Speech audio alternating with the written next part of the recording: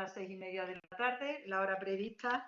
en la que el Colegio de Abogados de Sevilla nos convoca esta tarde, jueves 16 de abril de 2020, abril raro, extraño, que esperemos que no tengamos que vivir nunca más esta sensación. Y mi nombre es María Pérez Galván, abogado del Colegio de Abogados de Sevilla desde el año 82 esto. Soy también miembro de la Asociación Española de Abogados de Familia y quiero, antes de pasar la palabra a mi compañero Ricardo Águeda, dar las gracias a toda la Junta de Gobierno de la actual Junta de Gobierno del Colegio de Abogados de Sevilla, una junta estupenda, trabajadora y muy sensible al derecho de familia. Tan sensible que por fin hemos conseguido que una reivindicación que muchos abogados de Sevilla veníamos haciendo y de la provincia, que se creara en nuestro colegio la sección de familia, lo hemos conseguido. Estamos encantados, somos todavía muy poquitos porque acabamos de empezar a andar. Tan empezábamos que pensábamos y teníamos previsto hacer la presentación de la asociación y una primera sesión de trabajo con una intervención y una ponencia que ya se anunció del divorcio notarial. Nos la iba a dar un notario y por todas estas circunstancias lamentables hubo que suspenderla, pero vamos a probar por este sistema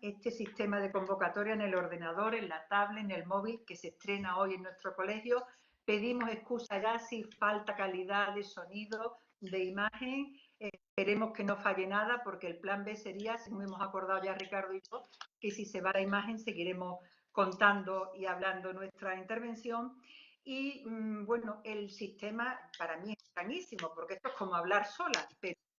y me alegra que ahí detrás estáis muchos compañeros interesados en materia de derecho de familia. Pues yo ya sin más paso la palabra a el compañero Ricardo, que va a hacer su intervención y previamente va a presentar nuestra sección. Muchas gracias a todos. Buenas tardes, muchas gracias María. Mi nombre es Ricardo Águeda y como doy la bienvenida a todos los compañeros y compañeras que actualmente estáis conectados, el número de 148 me parece recogido en la lista del chat, y mi intervención va a tener tres partes claramente diferenciadas. En una primera parte voy a hacer una breve presentación de la Comisión Formativa Especializada en Derecho de Familia. Una segunda parte de mi intervención que va a girar en torno al régimen de visitas de conformidad con la situación actual regulada, de conformidad con el Real Decreto 463/2020 de estado de alarma, y una tercera parte en la que voy a analizar los acuerdos de las juntas de jueces, en concreto las tres que se han dictado en la provincia de Sevilla, Sanlúcar, Sevilla, capital, y Coria del Río. Y posteriormente unas breves conclusiones o mis apreciaciones sobre la exposición inicial. Pero fundamentalmente creo que cada uno de ustedes, cada uno de vosotros, debéis de tener vuestras propias conclusiones, ya que lo que vamos a hacer es una exposición pormenorizada de la regulación de la situación actual. Y paso en primer lugar a la presentación de la Comisión Formativa Especializada en Formación Colegial sobre Derecho de Familia. Los miembros de la sección son María Pérez Galván, Ana Carrasco Martínez, Enrique Varela Díaz, Susana Rosado Gil y este compañero que os va a dirigir la palabra en el día de hoy. El objeto de los miembros de la comisión no es más que coordinar la formación en materia de familia, y desde aquí os invito a que os inscribáis en la página web del colegio, en su secretaría virtual, en la pestaña correspondiente, donde veréis que ya aparece independizada la pestaña familia. Os animo a que os inscribáis, cuantos más seáis, mayor capacidad formativa tendremos y todo ello redundará en beneficio de todos. También os anuncio que en las próximas semanas también se dotará de un buzón de sugerencias donde podréis hacernos llegar vuestras ideas, vuestras propuestas de formación. Por tanto, me repito, os insto a que os inscribáis en esta sección formativa, que seguro que todos aprenderemos con los ponentes que puedan venir a darnos sus charlas y su formación. Y paso ya al segundo de los puntos de los apartados. Lo primero que debemos, sin duda, decir, creo que es de justicia que digamos que el Real Decreto 463/2020 de 14 de marzo, a nadie se le escapa, a ninguno de nuestros compañeros se nos escapa el escaso rigor técnico-jurídico de dicha norma y un lenguaje jurídico absolutamente alejado del derecho de familia. Si hacemos un análisis, si queréis incluso de carácter de crítica académica, hay que decir que solamente aparece en dos ocasiones la palabra menores, una en el artículo 7 y otra en la disposición adicional segunda. El artículo 7, como sabéis, es aquel que se titula sobre la limitación de la libertad de circulación de las personas y establece inmediatamente en el apartado primero que únicamente podrán circular por las vías de uso público para la realización de las siguientes actividades. Y en su apartado E es donde aparece la palabra menores, ya que dice literalmente que sí estaría permitido para la asistencia y cuidado a mayores, menores, dependientes, Por tanto, una definición absolutamente exigua, que no sabemos muy bien a qué se refiere y, de hecho, a continuación os haré llegar cuál ha sido la interpretación de dicha norma. En la disposición adicional segunda, por su parte, ya no habla de un aspecto sustantivo, sino uno de carácter procesal. En este sentido, dice la disposición adicional segunda sobre la suspensión de los plazos procesales que no afectará a cualquier medida cautelar en materia de violencia sobre la mujer o menores. A eso se refiere a la disposición adicional segunda en su apartado segundo. Pero realmente, por hacer un íter cronológico después de la aparición de este Real Decreto, el siguiente hito fundamental es que aparece una verdadera, si me permitís,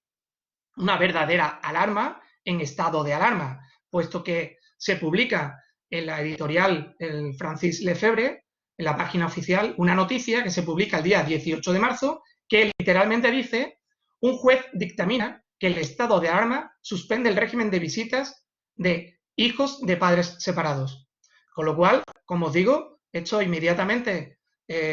provocó una interpretación no ya restrictiva, sino absolutamente negativa. Hace referencia dicha noticia a un auto, a una resolución del juzgado de primera instancia de Alcorcón. Este auto, lo tenéis recogido en la base de datos Aranzadi. La referencia es JUR 2020/95-629. Este auto de 16 de marzo, es decir, solamente 2 días después del dictado del Real Decreto, recoge en su fundamento de derecho segundo la interpretación que dicho juzgado realiza, o dicho juez de Alcorcón realiza sobre el artículo 7. En este caso hay que decir que se trata de un procedimiento del 158, apartado 4, que insta a la madre, de nombre Santiago, que solicita la suspensión del régimen de visitas que venía acordado en base a ese apartado 4, que es el de dictamina una medida de prohibición de aproximarse al menor. Y en concreto, ¿cuál es la fundamentación o qué es lo que nos dice el juez? Pues el juez concretamente dice que, vistas las alegaciones formuladas, no ha lugar a admitir a trámite la solicitud, a no concurrir los presupuestos de riesgo o peligro para la integridad de los menores exigidos en dicho artículo, el 158.4. El juez considera absolutamente innecesario entrar a valorar el contenido de dicha solicitud por la vía del 158. Pero aquí viene lo grave, la verdadera alarma, como os digo, puesto que inmediatamente después dice el juez: se considera innecesario efectuar pronunciamiento alguno en relación con la suspensión del régimen de visitas, habida cuenta que durante el periodo de vigencia del estado de alarma no es posible el traslado del progenitor paterno al domicilio del menor para el ejercicio del régimen de visitas, al no hallarse incluido en ninguno de los supuestos previstos en el artículo 7. Por tanto, no es que haga una interpretación restrictiva, es que directamente se nos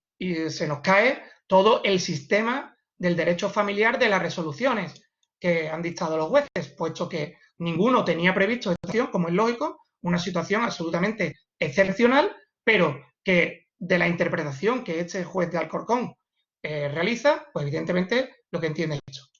¿Cuál es el siguiente hito? Pues el siguiente hito, desde el punto de vista cronológico, es la noticia que también nos hace llegar el Consejo General del Poder Judicial el viernes 20 de marzo del 2020. Mediante la reunión de la Comisión Permanente se establece concretamente en 6 párrafos una serie de acuerdos adoptados en interpretación del Real Decreto. ¿Y qué nos dice el Consejo General del Poder Judicial? Pues en el primer párrafo nos dice que le corresponde al juez la decisión pertinente acerca de suspensión, alteración o modulación del régimen de custodias, visitas y estancias. Por tanto, serán los jueces los que deberán de hacer la interpretación correspondiente de conformidad con el contenido del Real Decreto de estado de alarma. Y en el párrafo último, si me permitís, vino a decirnos algo que creó verdaderos acuerdos taifas o reinos taifas, porque han llegado a crearse 44 acuerdos. Concretamente, el párrafo último de este acuerdo de la Comisión Permanente nos dice que todo lo anterior no será obstáculo para esta eventual adopción de acuerdos de juntas sectoriales de juzgados de familia. Por tanto, le está abriendo la puerta a esas juntas sectoriales que analizaré en el último punto de mi intervención. ¿Y qué nos dicen el párrafo tercero, cuarto y quinto? Pues, desde mi punto de vista, este segundo párrafo es absolutamente también ambiguo, puesto que es lo que nos viene a decir, literalmente, señalando este órgano de gobierno de los jueces, que las medidas adoptadas judicialmente en los procedimientos de familia no quedan afectadas por la regla general de la suspensión de plazos y actos procesales, algo que evidentemente ya sabíamos todos durante el estado de alarma, viene a recalcar, ya que si bien no se encuentra en sí misma en aquellas actuaciones esenciales cuya realización ha de asegurarse. Por lo tanto, no nos aporta, entiendo, desde mi punto de vista, nada nuevo. El párrafo tercero sí que nos dice el Consejo General del Poder Judicial que hay que preservar la salud de los hijos en esta situación, lo cual es absolutamente de pura lógica. Y en el párrafo cuarto, la Comisión Permanente señala la conveniencia de que esta variación de régimen y de forma sea ejecutado en virtud del consenso de los progenitores. Algo que evidentemente siempre es conveniente, no en el estado de alarma, sino en cualquier situación. Aquí hay que recalcar que de la misma forma, o al menos esa es mi apreciación, de la misma forma que todos estamos guardando de manera precisa y mayoritaria el confinamiento, también hay que decir, al menos eso es mi apreciación, que los clientes en mi despacho de forma mayoritaria han conseguido alcanzar acuerdos, unos ellos de forma conjunta y otros con la mediación del abogado, y son solamente casos excepcionales que podemos entrar a valorar, como digo, al final de la intervención. Y en el párrafo quinto dice algo también el Consejo General del Poder Judicial, algo de pura lógica, puesto que quedan suprimidos o en suspenso los recursos públicos consistentes en los puntos de encuentro familiar, ya que se han visto afectados su funcionamiento por la situación de estado de alarma. Por tanto, la valoración que hago en este momento respecto tanto al decreto como del acuerdo alcanzado por la Comisión Permanente del Poder Judicial, con todo mi respeto, de escaso rigor técnico-jurídico, como os digo, y que desde luego en nada ayuda ni apoya a cómo han de cumplirse las resoluciones judiciales dictadas y cómo hemos de interpretarlas.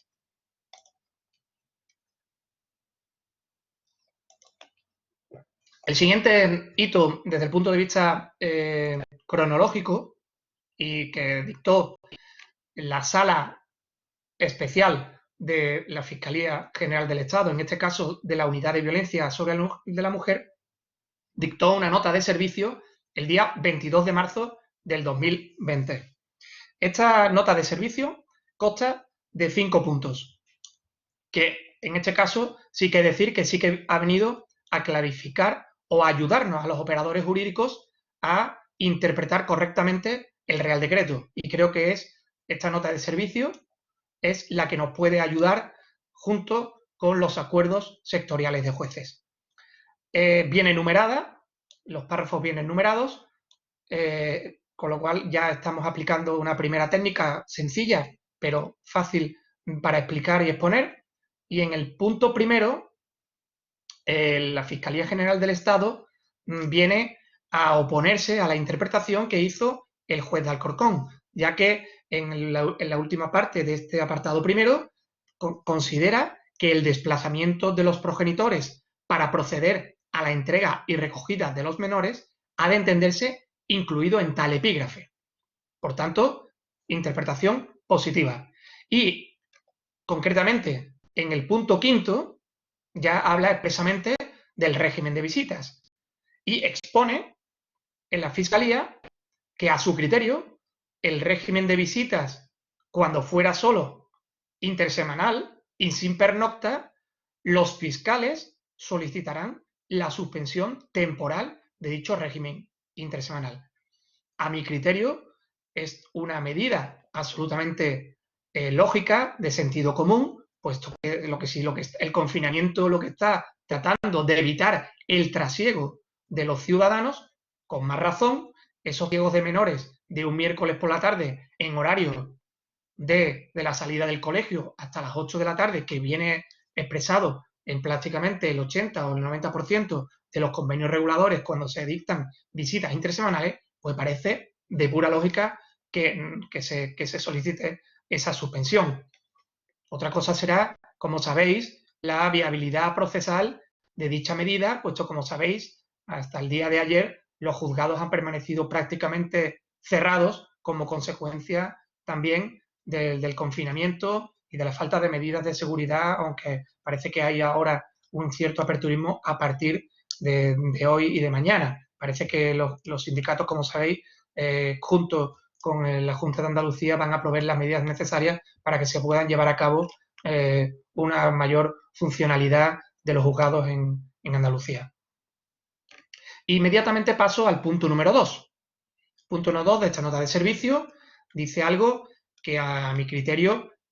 también contraviene lo especificado por el juzgado de Alcorcón, ya que dice que sí que sería útil la utilización del 158. Para la Fiscalía sí sería útil y procedente. ¿En qué caso? Pues en concreto, la Fiscalía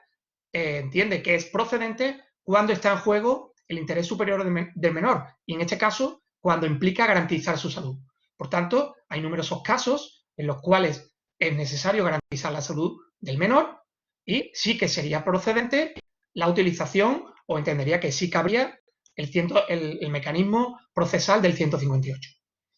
Y en cuanto al punto tercero y cuarto, que son los que me quedan por comentar, pues se refieren ambos dos a los puntos de encuentro familiar. En ambos casos, la Fiscalía en el punto tercero, puesto que existe una prohibición vigente de utilización de ese punto de encuentro familiar, lo que les insta a que designen una persona de su confianza para que se proceda a las entregas y recogidas. Y en el punto 4 lo que dice es que quedan suspendidas esas visitas en los puntos de encuentro familiar, puesto por razones evidentes, puesto que esas visitas supervisadas a través de profesionales no pueden realizarse porque dichos centros están cerrados. Con esto termino la valoración normativa. Creo que cada uno debemos de hacer nuestras propias interpretaciones, aunque a mi opinión, a mi criterio, creo que es la única acertada de las que hemos hemos expuesto, de la Fiscalía General del Estado. Y a continuación, pues entro a valorar los acuerdos sectoriales. Como cuestión previa, os diré que hay hay una publicación realizada por la revista del mes de marzo de la Asociación Española de Abogados de Familia, en las páginas 26, 27 y 28, en la cual recoge los 44 criterios de capitales de provincia de acuerdos sectoriales de jueces, de capitales de provincia,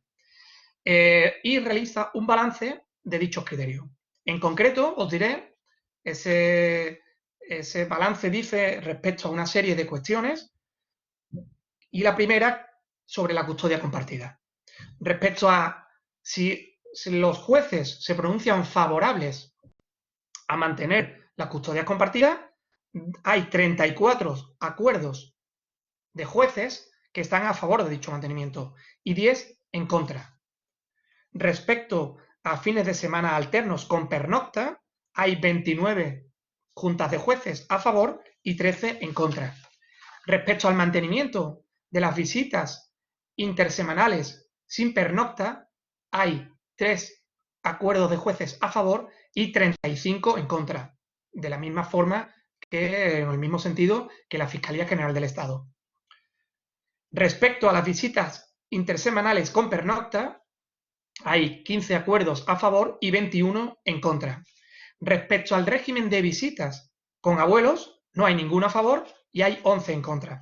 Y respecto a la realización de visitas tuteladas en otro lugar distinto a los puntos de encuentro familiares, hay una sola junta de jueces que establece que sea en otro lugar y 26 en contra. Creo que es bastante ilustrativo de cuál es el sentir común de los jueces en esta materia. Y entro a valorar y a analizar de manera así ya más detallada los 3 acuerdos de la provincia de Sevilla, que por orden cronológico son Sanlúcar, el día 20 de marzo, Sevilla, 21 de marzo y Coria del Río, 24 de marzo. Respecto al que yo considero, en mi opinión, a mi criterio, con las debidas salvedades de cada compañero, considero que el más pormenorizado y más detallado es el de Coria del Río. A partir de este voy a enlazarlo con los otros dos, con el de Sevilla y con el de Coria, con el de Sanlúcar, perdón. En el de Coria, en su apartado primero, se dice claramente, de conformidad con el mismo criterio que ha marcado la Fiscalía, es que al no estar impedida por el Real Decreto el desplazamiento, pues si no lo impide, se entiende que procede y que por lo tanto puede realizarse entregas y recogidas de menores. Por lo que en principio no puede acordarse ninguna suspensión del régimen de visitas. En este mismo sentido, se pronuncia Sevilla en el punto tercero y Sanlúcar en el punto primero. Respecto al artículo 158, queda recogido en el acuerdo de Coria del Río, en su punto segundo, concretamente dice que las incidencias que puedan producirse como consecuencia de incumplimientos no estarían en el 158. Es decir, el 158 está, como dice la Fiscalía, para cuestiones de salud. O como dice Sanlúcar en su punto segundo, porque hayan dado positivo. O como dice Coria en el punto tercero, porque esta patología concreta haya dado positivo. 158, el único sentido que tiene es para proteger al menor, ese interés superior del menor, para las situaciones previstas y para protegerse su salud, pero no para las posibles incidencias que puedan producirse como consecuencia en las estancias y en el régimen de visitas. Es más, en el de Sevilla, en el punto primero, dice que incluso no cabría ni siquiera la ejecución. Por tanto, creo que queda claro cuál es el criterio de los jueces respecto al 158. Analizo el punto cuarto de Sanlúcar, que no queda recogido ni en Coria ni en Sevilla, que dice que se suspende el régimen de visitas intersemanal. Directamente Sanlúcar lo suspende, siguiendo también el criterio de la Fiscalía General del Estado. En el punto quinto, Sanlúcar también dice que suspende los puntos de encuentro familiares, las visitas tuteladas. Y una novedad que añade Sanlúcar, que no aparece recogida ni en Sevilla ni tampoco en el de Coria del Río, es que considera que las medidas cautelares dictadas como consecuencia de un procedimiento en materia de violencia de género quedan también suspendidas, es decir, aquellas que han quedado recogidas en una orden de protección. En mi opinión, sin quedar fundamentada y sin saber a qué se debe esa cuestión, en mi opinión, resulta criticable la adopción de tal acuerdo. También hay que decir que en el acuerdo de Sanlúcar las entregas y recogidas se establecen que sean el domicilio menor, que no es más que lo que aparece recogido en las diferentes resoluciones judiciales y sentencias, y también se dice que se deberá de facilitar la comunicación con el menor de vía telemática. Esto lo recoge Sevilla en el punto 3º, lo recoge Coria en el punto 3º y Sanlúcar en el punto 5º. Evidentemente, los medios telemáticos, que son los que estamos utilizando en estos momentos, hemos de ponerlo también a disposición de los menores para sus contactos. Esa comunicación que en los códigos antiguos decía que era epistolar, ahora se realiza por vía telemática, videollamadas, videoconferencias, etcétera, etcétera. Pero yo creo que lo más interesante de estos acuerdos, independientemente de que nos marcan unas pautas y que cada uno de nosotros como abogados y los casos que llevamos en el despacho podemos vernos reflejados, independientemente de esto, yo creo que lo más novedoso, lo más interesante, que aparece recogido en el punto 4 de Coria y en el de Sevilla, que el abuso de derecho, la mala fe o el peligro a la salud del menor pueden ser objeto de posteriores procedimientos. Es decir, si alguno de los progenitores, que como no puede acudir a los tribunales para haber defendido ese derecho, esa limitación, o ese padre que no permite que la madre vea al menor, que se comunique con él, ese abuso de derecho puede ser objeto de posterior modificación de medidas. Y los jueces lo van a tener en cuenta. Por tanto, hay que tener en cuenta que no solamente los efectos de la salud, sino cualquier otro efecto, la no comunicación, no permitir los fines de semana alternos, no permitir las vacaciones de Semana Santa, puede conllevar, acogiéndose al Real Decreto, puede conllevar una modificación en los sistemas de régimen de visita y de estancia. Y por último, compañeros, como he anunciado y ya para terminar, ¿cuáles son mis conclusiones? Bueno, yo creo, como os he dicho, que cada uno de vosotros, una vez realizada la exposición, creo que cada uno de vosotros puede realizar sus propias conclusiones de conformidad con los casos que tiene en el despacho. Yo mis conclusiones las puedo centrar en varias cosas. Os daré simplemente 2 puntos. Primera, en este estado de alarma hay que tener muy en cuenta cuál es la edad y la opinión del menor. Es decir, aquí podemos hacer dos grupos de clasificación. Aquel grupo de menores de 0 a 11 años y el grupo de menores de 0 a 12 años. Pues como sabéis, de 12 en adelante, perdón, como sabéis, tienen capacidad esos menores de ser oídos su opinión, que viene recogida tanto en el Código Civil como en la Ley de Enjuiciamiento Civil, como en la Ley Orgánica de Protección Jurídica del Menor, y por lo tanto habrá que tener muy en cuenta, en atención a las incidencias que se hayan producido durante este mes y un día que llevamos ya de estado de alarma, qué es lo que ha ocurrido. Y el menor nos documentará y tendremos que escuchar su testimonio en su exploración de qué ha ocurrido si es que hay algún incidente. Por otro lado, habrá que tener en cuenta cuáles han sido las circunstancias laborales de los progenitores, aquellos padres que se dedican a trabajar en un geriátrico o que se dedican a trabajar en los centros de salud y que por protección han decidido dejar a esos menores en manos del otro progenitor. Y también habrá que intentar, en la medida de nuestras posibilidades, documentar esos abusos por las medidas y por los medios que consideremos más oportunos, para que luego puedan rendir pruebas a la hora de esa posible modificación y que pueda tener su relevancia en el régimen de visitas por ese abuso de derecho, por esa mala fe o por esas actitudes absolutamente injustificadas de los padres y que puedan haber perjudicado a los menores. Y por último, hay muchísimas otras casuísticas que no hemos entrado a analizar, pero que también podrían entrar por este cajón desastre, como por ejemplo aquellos convenios reguladores firmados por los progenitores, pero que no han tenido homologación judicial. y que los progenitores, aun habiendo suscrito dicho documento, pues no acuden, no lo respetan, porque no está homologado. No serían objeto de ejecución, pero sí que evidentemente en el procedimiento de familia sí que sería objeto de exponerlo como una cuestión auténticamente de mala fe y de actitud injustificada del progenitor. No podemos entrar en la casuística. Yo creo que con esta exposición más normativa que otra cosa, espero que os haya eh,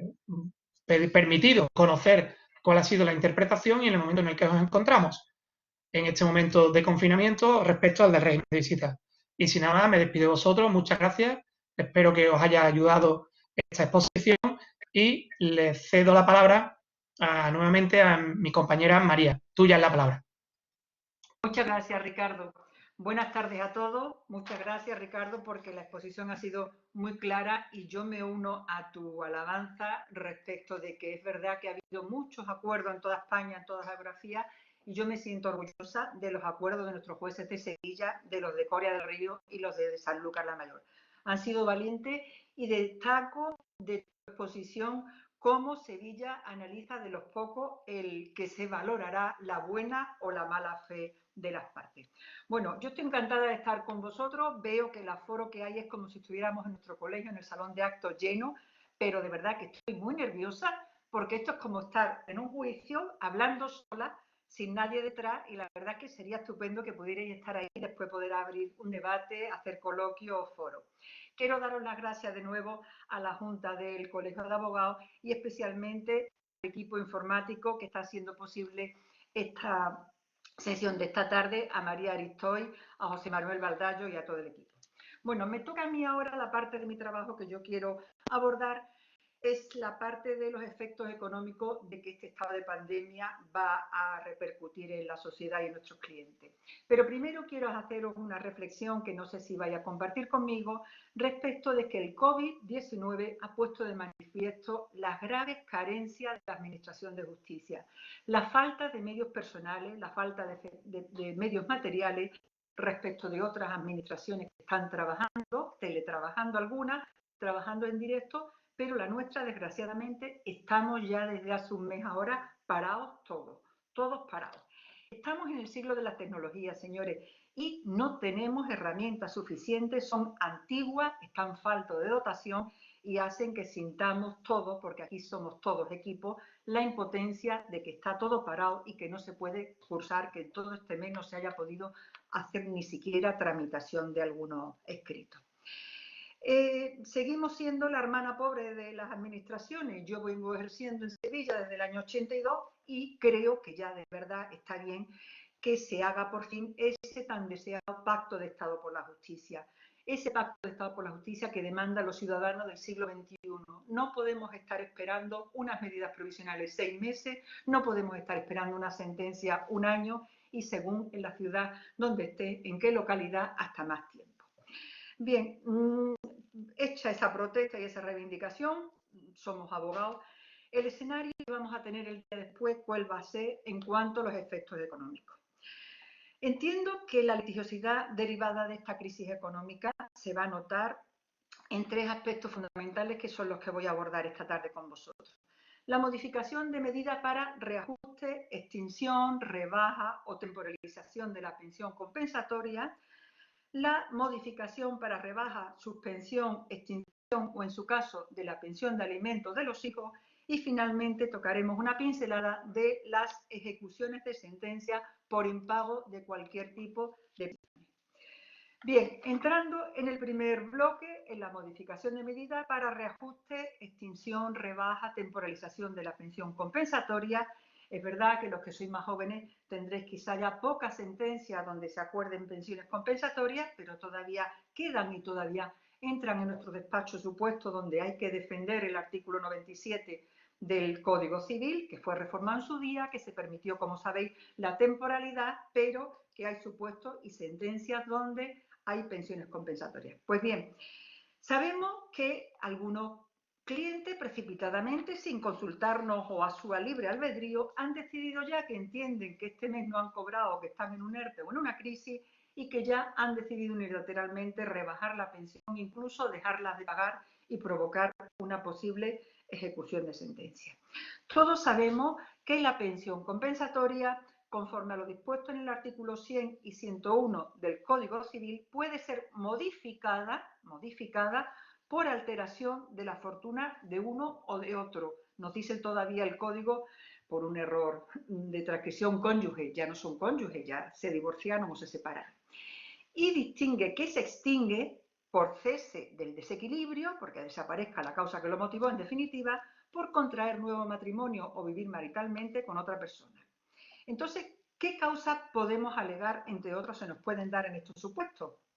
Hay veces, ya sabemos, que podemos alegar incluso hasta el transcurso del tiempo, esas pensiones que llevan ya pagándose igual 20 años cuando el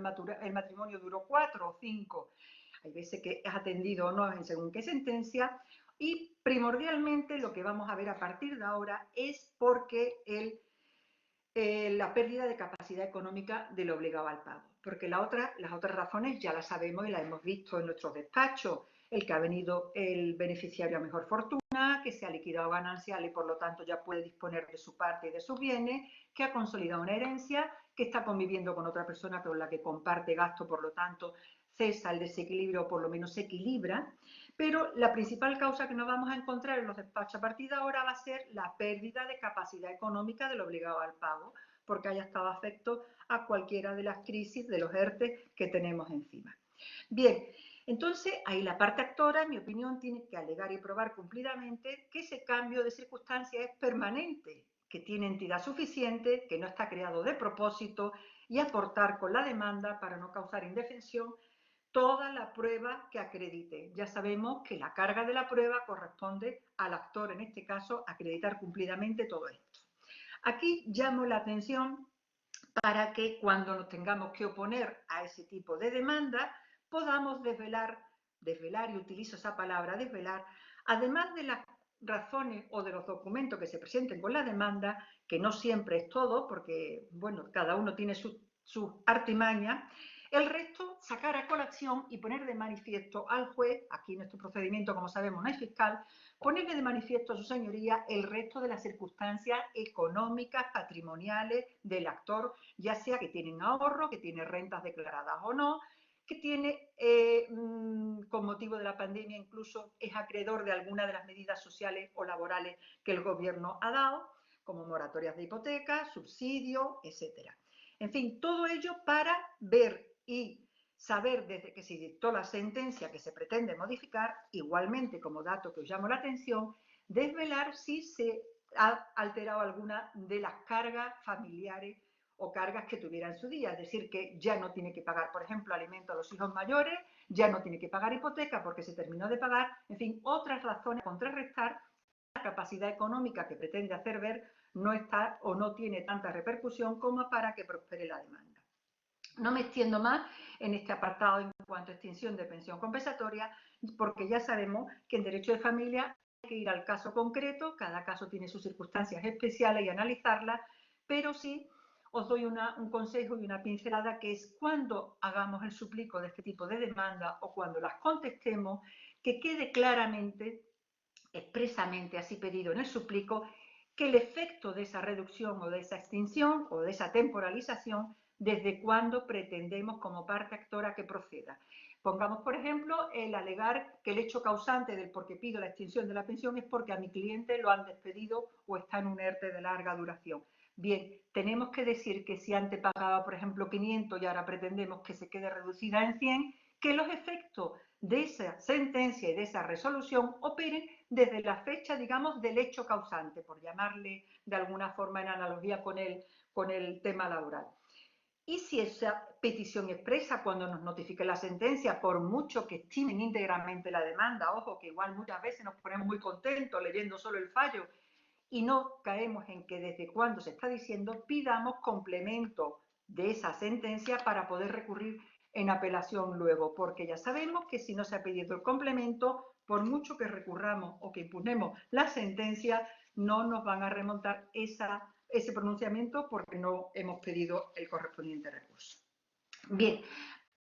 ahora a las modificaciones de medida para reducción, suspensión o extinción de las pensiones de alimentos. Creo que va a ser muchos de los procedimientos que se nos planteen en adelante parecidos, similares, ya veremos, porque todavía no sabemos el alcance de esta crisis, a la crisis que tuvimos ya en el año 2008. Ya sabéis, los que lleváis ya años ejerciendo, que a partir de esa fecha hubo mucha demanda de modificaciones de medidas para rebajas de pensiones. A partir de ahí se vino en hablar ese término, no siempre bien admitido, de hablar de mínimo vital en las pensiones de alimentos, incluso en los supuestos en los que el obligado al pago está en desempleo o no tiene ya ninguna ayuda. Pues bien, sabemos que los alimentos en nuestro ordenamiento jurídico están regulados en el Código Civil, en la Constitución española, y sabemos todos los padres responsables que la primera obligación de todo progenitor es la de pagar alimentos y subvenir a los alimentos, sobre todo la protección especial de nuestro Código Civil de los hijos menores de edad. La regulación está en el 142, obligación a prestarlo, el 146, la proporcionalidad, que se usaremos mucho en adelante, el 147 se reducirán o aumentarán, el 148 son exigibles desde la interposición de la demanda. Aquí os recuerdo que cuando solicitemos alimentos, tanto en el procedimiento primero como en las modificaciones, metamos en la fundamentación jurídica el 148. Ya el Supremo, incluso la Audiencia Provincial de Sevilla, nos ha dicho que aunque no se haya pedido expresamente y aunque no se haya recogido en el fallo de la sentencia, el 148 opera automáticamente. Es decir, que en ese limbo en el que se encuentran los clientes y esa pregunta tan habitual en nuestro despacho de los clientes de, bueno, ¿y qué pasa desde que ya no vivimos juntos, desde que mi marido se ha ido de casa y no está aportando nada? Los 6, 4, 8, 10 meses que tarde la sentencia, ¿quién paga esa pensión? ¿O hasta dónde se retrotraen los efectos de la pensión? Entonces yo os aconsejo que pidamos expresamente en el suplico de la demanda y de la contestación si procede que opere el 148. No olvidemos también el 151 en cuanto a que los alimentos irrenunciables, por mucha pena. Cuántas veces también vemos consultas de madres que nos dicen, bueno, es que a mí lo que me importa son mis hijos, yo no quiero alimento, que no me pase nada, pero que no me pida la custodia o que no se lleve a los niños. Son irrenunciables y sin perjuicio de que se ponderará la cuantía. El 152 en cuanto al cese, cuando el obligado al pago está en la indigencia. En el 2015 ha habido varias sentencias muy interesantes de suspensión del pago de la obligación por insolvencia del propio obligado al pago. Bien, pues sabemos que los artículos para la regulación legal para la modificación están en el 775 de la Ley de Enjuiciamiento Civil en relación con el 91 del Código Civil. La jurisprudencia que lo interpreta en estos artículos exigen, y lo sabemos también, para que prospere una modificación de medida por toda la sentencia de 27 de junio del año 2011 del Tribunal Supremo, nos habla y nos recuerda el cambio esencial que debe ser imprevisto, imprevisible, sobrevenido, inesperado, esencial, permanente e indefinido. Es decir, no meramente coyuntural o transitorio. No merece la pena ni vale el que nos vengan diciendo es que he estado 2 meses en ERTE y me han rebajado 300 euros ese mes. Desconocemos todavía la trascendencia, la gravedad y la duración, desgraciadamente, de esta situación en la que estamos, y entonces todo verá que en función de lo que vaya, el futurible, lo que vaya a pasar, ese juicio de prospección que nos habla también el Supremo de ese término un poco raro, que vaya a merecer la pena hacer o solicitar la extinción de reducción, suspensión temporal de la pena. Aquí llamo la atención que los abogados debemos calibrar bien el alcance de la situación económica y en qué medida afecta al cliente dependiendo de que pueda tener, aparte de la reducción que pueda haber tenido puntualmente sus ingresos en su nómina, que pueda tener otro ahorro, su capacidad económica. En definitiva, nos interesa desvelarla, de si tiene una segunda vivienda que pueda vender o realizar, si tiene indemnización por despido, por ejemplo, pendiente de cobrar, en definitiva, si tiene patrimonio como respaldo, porque tampoco podemos hacer palma al que pretenda reducir 60 euros en un mes cuando, ojo, hagámosle la reflexión al cliente, y no siempre al cliente hay que decirle lo que le gusta oír, que la mamá en ese momento a lo mejor ha estado más tiempo y ha tenido que pagar más gastos en alimentos puros de ese hijo. Y,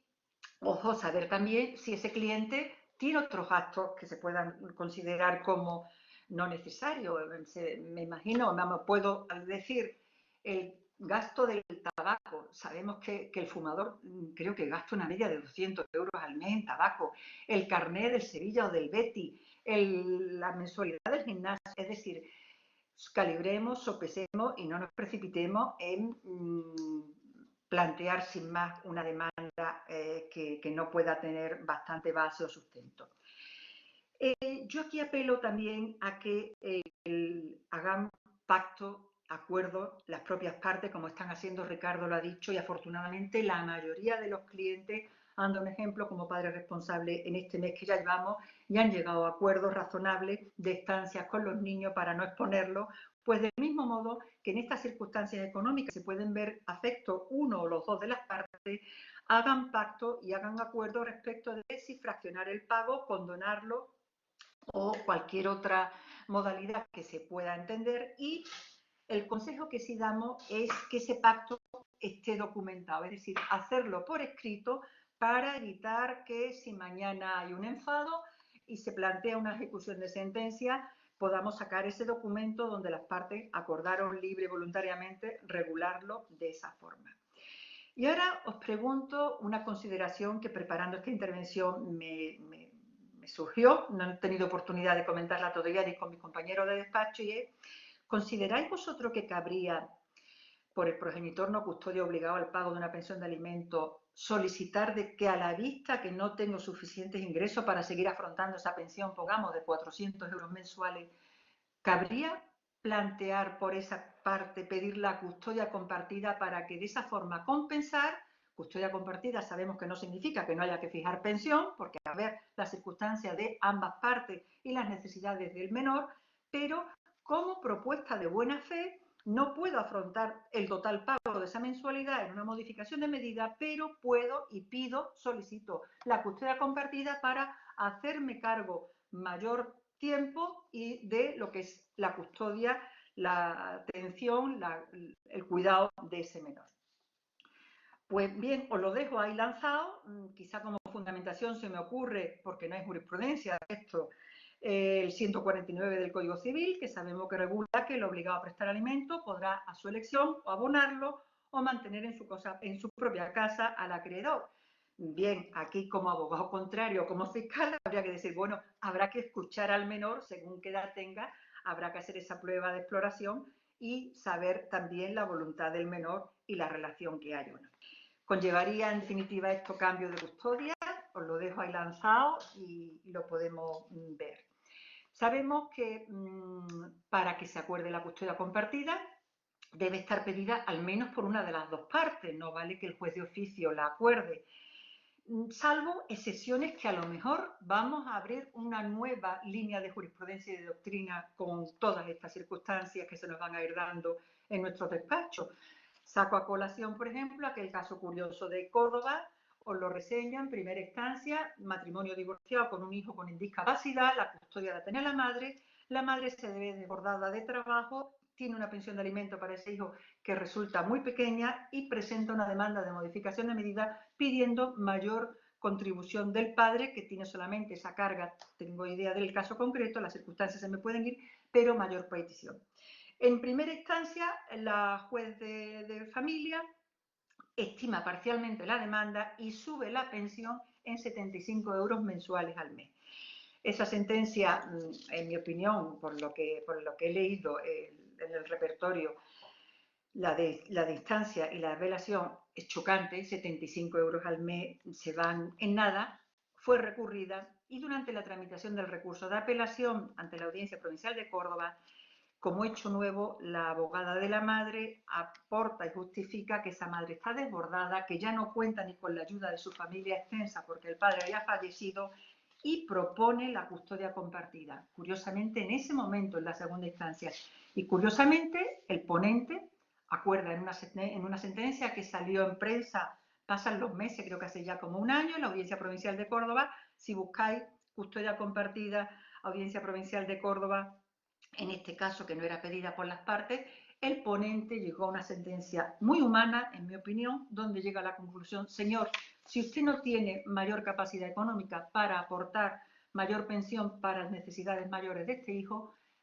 soporte usted, cuide usted y atienda usted personalmente a este hijo para que esa madre pueda también descansar, y si esa madre no tiene ingresos para pagar a una persona, haga usted ese trabajo. Curiosamente, la sentencia, bueno, yo creo que ha sido pionera y única quizás hasta ahora en España en esta materia, y no ha sido llevada a casación al Supremo. Tuve la curiosidad de preguntarle a las dos compañeras que llevaron el caso, que las conozco, muy buenas abogadas las dos, pero al final las partes llegaron a un consenso, se cumplió y no hubo necesidad de llegar al Supremo. Bueno, y ya para tercera parte de mi exposición, quiero hablar de las ejecuciones de sentencia por impago de pensiones. En estos días, no sé si ya habéis tenido oportunidad o ya los clientes habrán dicho, bueno, estoy en un ERTE, tengo problemas laborales, tengo problemas de liquidez, puedo ya dejar de pagar la pensión, la puedo rebajar. Mi opinión, seamos cautos, no podemos recomendarle a un cliente ni recomendar al que el cliente solo, ni nosotros como abogados de familia, unilateralmente hagan sus cuentas y de pagar o paguen solamente lo que les parezca oportuno. Entiendo que sería una barbaridad. Una barbaridad que conllevaría una ejecución de sentencia y una condena en costa. Sabemos que el trámite de ejecución de sentencia en nuestra ley de enjuiciamiento civil tiene unas causas muy tasadas de oposición. Desde la EAFA llevamos ya años pidiendo, además de que se cree el orden jurisdiccional de familia y si no los juzgados especializados, esto resolvería, supondría, por ejemplo, en Sevilla, si tuviéramos 12, 15 juzgados de familia, qué maravilla, porque iría todo mucho más ágil con jueces especializados, fiscales especializados, personal, equipo técnico, puntos de encuentro y profesionales con sensibilidad en derecho de familia. No desalentemos, seguimos luchando y seguimos pidiendo y reivindicando. Pero bien, en lo que aquí nos corresponde, ¿creéis que podría ser motivo de ejecución el alegar la fuerza mayor en esa ejecución en la que una de las partes rebaja unilateralmente la pensión o deja de pagar, y cuando ya nos viene el cliente con la demanda? ¿Qué opináis respecto de que se podría alegar, probar y fundamentar la fuerza mayor? Yo entiendo que dependerá, esto lo decía mucho Luis Zarraluki, depende ¿de qué depende? Depende de la sensibilidad del juez, sin duda. Si ahondáis y buscáis autos, que ya sabéis que las ejecuciones de sentencia terminan por auto, si buscáis autos de España, hay jueces sensibles, concretamente yo tengo fichadas algunas de Barcelona, donde son valientes y van más allá de las causas tasadas de oposición. No vale, aquí no me vale que usted me diga que como no ha pagado lo tengo que condenar y que lo otro ya lo verá usted donde proceda. No, aquí vale, y aquí hay que entrar en el fondo del asunto y ver si hay un abuso de derecho y estimar en todo caso o suspender esa ejecución. Y yo os propongo, como creativo que debemos ser en derecho de familia, y es verdad que no podemos salirnos del cauce legal, os propongo y os hago la siguiente reflexión.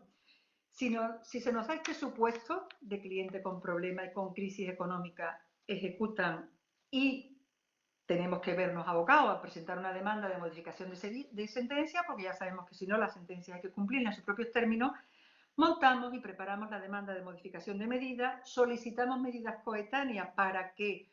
pidiendo por razones de urgencia que se resuelvan las medidas provisionales y se fije ya la cantidad y que opere esa cantidad, no desde la fecha de interposición de la demanda, ojo, ni menos desde la fecha de la sentencia de instancia, porque entonces nuestro cliente se vería perjudicado, que si el procedimiento tarda 8 meses o 14 en resolverse, esa cantidad la tiene que seguir devengando. Entonces, se me ocurre una fórmula que yo la he hecho alguna vez en Sevilla: pedir en la modificación de medida, perdón, alegar que se ha solicitado como causa de oposición en la ejecución la fuerza mayor. Entonces, solapar, digamos, que en la demanda principal aportemos la causa de oposición, todo el escrito de oposición de la ejecución de sentencia, y en la ejecución de sentencia aportar la demanda y la admisión a trámite de la modificación de medida y pedir la suspensión para que en el momento que se tenga la sentencia o el auto de medida acordando lo que proceda, aportarlo y que se pueda resolver en equidad y en justicia, porque si no ya sabemos que por mucho que quisiéramos, si nos sale bien todo, los alimentos después nos alegan que se han consumido y que no se pueden devolver. Pues bien, yo como reflexión final ya por ir terminando, sí que aquí en estos casos sí que es donde tenemos que apelar a la agilidad en la tramitación de estos casos, que habría que darle preferencia. Por supuesto, ya se está tramitando, ya se están notificando resoluciones, pero los señalamientos siguen todavía ahí parados. Entiendo que en puridad habrá que darle preferencia a todas esas medidas y a todos esos juicios pendientes de divorcio, de modificaciones de medida, que se dé preferencia, y a estos próximos que vayan a entrar tenemos que pedir que con ese refuerzo que se nos promete se les dé preferencia y se vean para buscar soluciones ajustadas a derecho. Y recalcar, como reflexión final, recalcar que creo que es el momento de que el abogado de familia negociador siente con la otra parte a negociar tanto las estancias como el reajuste de la pensión, como la extinción, la suspensión o los documentos que procedan. No podemos colapsar los juzgados con demanda y además demanda algunas veces por reajuste igual de 50 euros, que si pensamos bien es más caro el collar que el perro. Algunas veces para hacer razonar al cliente que insiste en querer llevar razón, le tenemos que asustar diciendo, señor, es que solamente lo que va a cobrar el abogado y el procurador, por mucho que le haga un precio muy especial, y se arriesga porque probablemente la sentencia no guste a ninguna de las dos partes. En definitiva, apelo a que el buen abogado de familia, antes de presentar una demanda sin haber hecho la carta de cortesía, la llamada a la otra parte, el intento de acuerdo, el borrador de convenio, intente hacer ese acuerdo y esa negociación. Pues bien, como pincelada, parece que se está hablando también de reformas legales, de reformar el 170 de la ley para obligar que en toda demanda y en contestación se acompañen los documentos económicos y patrimoniales de las partes, un poco lo que los catalanes llaman el plan de parentalidad, pero en cuanto al tema económico. Y en mi opinión debería aplicarse no solamente a los procedimientos principales, sino también a las medidas previas. En las medidas previas, ¿cuántas veces vamos en inferioridad de condiciones? La parte actora, que ha presentado su demanda, documento, y hasta que no se sienta con la toga a celebrar la comparecencia, no sabe ni qué le va a alegar la otra parte, ni qué prueba va a traer. Entonces, yo aquí quiero haceros hincapié, lloro mucho, pero me da resultado, en que en todo este tipo de demanda, tanto en la demanda como en la contestación, en el otro sídigo de la demanda, si somos demandados sobre todo, pedirle a su señoría que para que haya igualdad de parte, para que no crear indefensión a las partes, acuerde esa prueba que estamos pidiendo, que es tan fácil y tan sencilla como la del punto neutro, la vida laboral, la declaración de la renta, las saldos en cuenta, esa información que cuántas veces nuestro cliente no tiene acceso a ella. No vamos a pedir nota del registro de la propiedad, esto lo podemos sacar nosotros. No vamos a pedir datos de vehículo o otros datos que el cliente pueda tener acceso, pero sí esos otros datos económicos importantes y trascendentes y además con la finalidad que a mí me parece que da muy buen resultado, la finalidad de que podemos llegar a acuerdos más razonables, porque vamos ya ese día al juicio sabiendo las dos partes lo que tenemos entre manos. Bueno, no os quiero cansar más, doy las gracias a todos por vuestro interés. Me encantaría que si estuviéramos ahora mismo en nuestro salón, en nuestro colegio de abogados, que estaría lleno, que se pudiera levantar ahora mano pidiendo palabras para hacer algo de coloquio y de foro, sería estupendo que tanto Ricardo como yo, como todos los que estáis ahí, pudierais dar vuestro parecer, seguro que entre todos aprenderíamos mucho más, pero bueno, ya bastante que el colegio nos ha brindado esta oportunidad y no obstante, Ricardo ya también conmigo se despide, queremos deciros que desde la sección recién creada, recordaremos que será la sección COVID, Ricardo, desde esta sección os animamos a que os inscribáis, a que ahondemos en el derecho de familia todos juntos, en este derecho, en mi opinión, tan vivo y tan apasionante. Gracias por todo y Ricardo, te doy la palabra. Pues muchas gracias, María, por tu intervención. Creo que ha sido muy clarificadora, sobre todo en el orden sustantivo y procesal, que es lo que nos interesa a los abogados para poder intervenir en las demandas en cascada que seguramente se van a producir como consecuencia de esta nueva crisis, que no solo es sanitaria, sino por supuesto también económica que vendrá después. yo simplemente pedirle disculpas a los compañeros porque en esta primera sesión no vamos a poder contestar a las preguntas que se están realizando por cuestiones operativas y de infraestructura. Esto es una prueba piloto, como María ha comentado al inicio, y, y muchas gracias a todos. Estamos ahora mismo en 143 asistentes, prácticamente se ha mantenido esta cantidad entre 140 y 150 los asistentes, que al menos yo visiono, no sé si hay algún dato que se me escapa, y daros las gracias a todos, animar a vuestra inscripción y bueno, este es el formato que hemos propuesto para la presentación, pero esperemos que en el futuro las sesiones puedan ser pues impartidas por nuestros compañeros, cualquiera de nuestros compañeros, por Ana, por Susana, por Enrique o por cualquiera de los ponentes. Como prueba piloto, espero que os haya gustado y me despido y le cedo nuevamente la palabra a María para que cierre. Bueno, pues muchas gracias a todos y además de lo que ha dicho ya Ricardo, yo os invito también a que en el correo que se va a crear de la sección nos aportéis ideas, vuestras inquietudes. Teníamos ya previsto un calendario, yo quería queríamos todos haber hecho una sesión mensual al menos de trabajo en la sede de nuestro colegio. Sabemos que el colegio está muy solicitado, pero bueno, las circunstancias son las que son, quizás hasta final de año no podamos unirnos todos en grupo, pero sí que podemos ir trabajando y quedamos a la espera de vuestras sugerencias en cuanto a temas, en cuanto a ponentes. Sería estupendo que fuéramos todos creciendo y que fuéramos ahondando en el derecho de familia. Muchas gracias por todo. Buenas tardes.